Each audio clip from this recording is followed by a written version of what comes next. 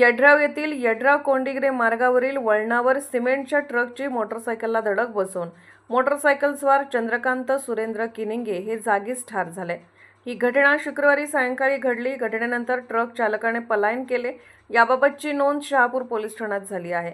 दरम्यान घटनास्थळाचे चित्र पाहून मृताचे नातेवाईक व जमाव आक्रमक झाला। ते ट्रकचे नुकसान करण्याच्या प्रयत्नात होते, मात्र पोलिसांनी वेळीच हस्तक्षेप केल्यामुळे जमाव शांत झाला।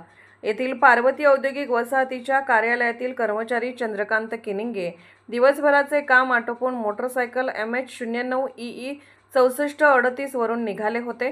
बेगर वसाहत रस्त्यावरील वळणावर सिमेंटचा ट्रक KA 48A 1435 वळण घेत होता।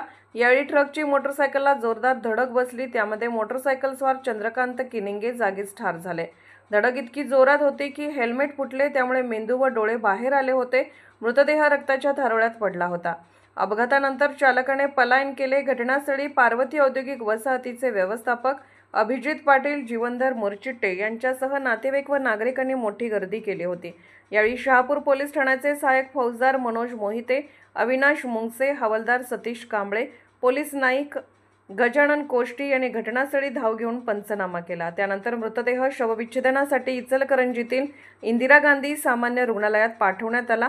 किनिंगे यांच्या मागे आई, पत्नी, 2 मुले, सून असा परिवार आहे।